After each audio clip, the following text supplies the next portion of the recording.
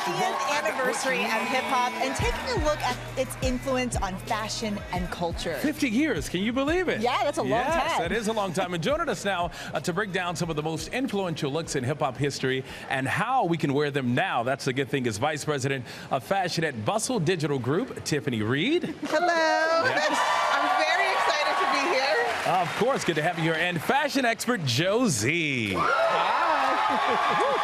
Okay, so Tiffany, I have to start with you. Let's just talk about how these two things go together, fashion and hip-hop. Yes, hip-hop was really the entryway and the outlet for the culture to express themselves. So if you think about iconic pioneer rappers like Run-DMC and their song, you know, In My Adidas, to Foxy Brown being the face of Dior, the poster girl of Dior, and then Cardi B, that classic line, Balenciaga's the ones that look like socks.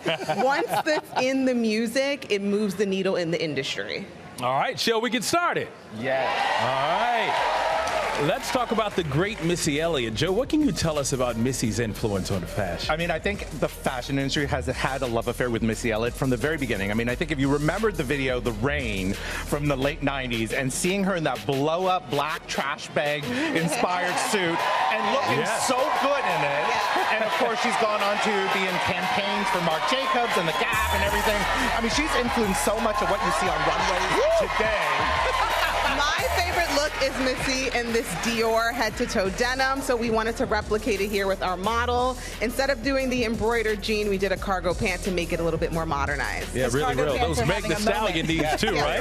Wow. Yeah, that was some deep. She's got good knees. Okay, next up, Run-DMC. Joe, talk about this. I mean, Run-DMC, I have to say, they're really the godfathers of hip-hop, and they have really pioneered using street style and streetwear as what we see it today, and we know it so well, but they really started all that. And I think they really wore every piece of iconic hip-hop gear that you can think of, from Kangol hats to Adidas tracksuits to shell-toe sneakers, and of course, the gold chains. Yeah, the gold chains. We have our model here, Storm. Yeah, so we wanted to take our model Storm and do a more modernized version of it. So not all the Kangol and the gold chains, etc., but really focus on the tracksuit, because that is the easiest thing for us to replicate and wear. So we wanted to make it modern. Storm is wearing more of a neutral cream palette, which has just a fresher color palette to it. The Sambas are a big trendy sneaker right now. Everyone's wearing a Samba, so we also found one to go with the tracksuit. And instead of opting for the heavy gold chain, we went for rings, ID bracelets, and signet rings. And people are still rocking this today. Absolutely. Still looks good. Oh, yeah. All right, let's give it up one more time for our model, everybody. One of my favorites, Little Kim. Any Little Kim fans out there? Come on, everybody. Right? Come on. So, Joe, what makes her fashion stand out? Well, can we just at least give her the credit, say she's the original Queen Bee? She is the original Queen Bee. The original Queen Bee. And I have to say, there's so much credit that should go to Lil Kim, because she really championed so much of what we know as women of hip-hop fashion and style today.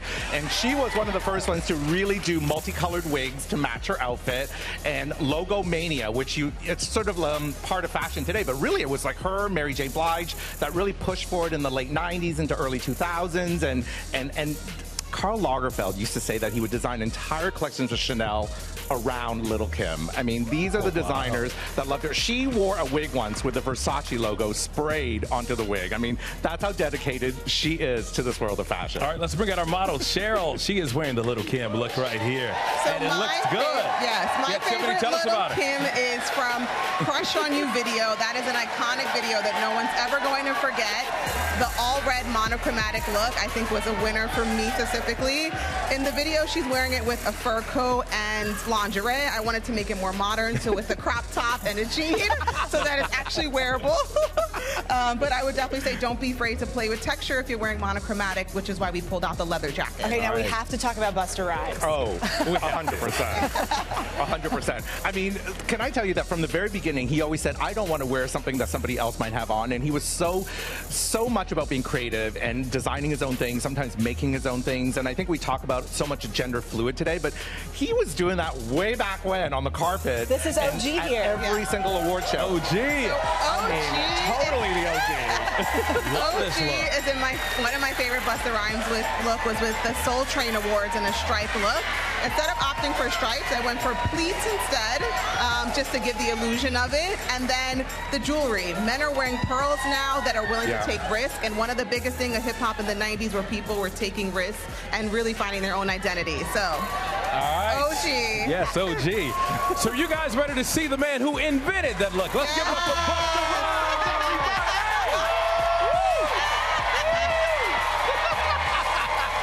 I mean, check him out. Busta, did you really have to come out and just kill it like this, man? You look good. How do you think he pulled off your look? I am gracefully embracing the receiving of my botanical garden of flowers. And it looks good. You know, I was telling Eva earlier, it's impossible to talk about hip-hop and not mention Busta Rhymes. What does it mean to you that we are here some 50 years later? I mean, it's kind of hard to describe it without being emotional. You know what I'm saying? I think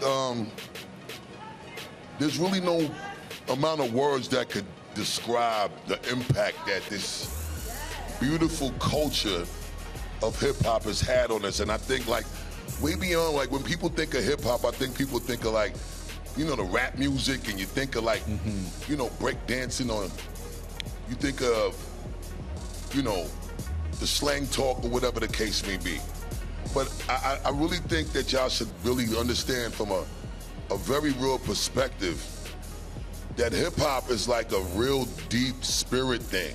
And it's a mentality thing. And like, you know, we don't really look at hip-hop in the same way as we would look at a religion. But it's truly a culture. It's not a religion, it's a culture. And we live by this. We live it. We breathe it. We sleep it. And it's like, this thing has saved lives. It has really been the most influential culture globally. Well, and there is so much love here in this crowd for you. Well, hey there, GMA fans. Robin Roberts here. Thanks for checking out our YouTube channel. Lots of great stuff here. So go on, click the subscribe button right over here to get more of awesome videos and content from GMA every day, anytime. We thank you for watching, and we'll see you in the morning on GMA.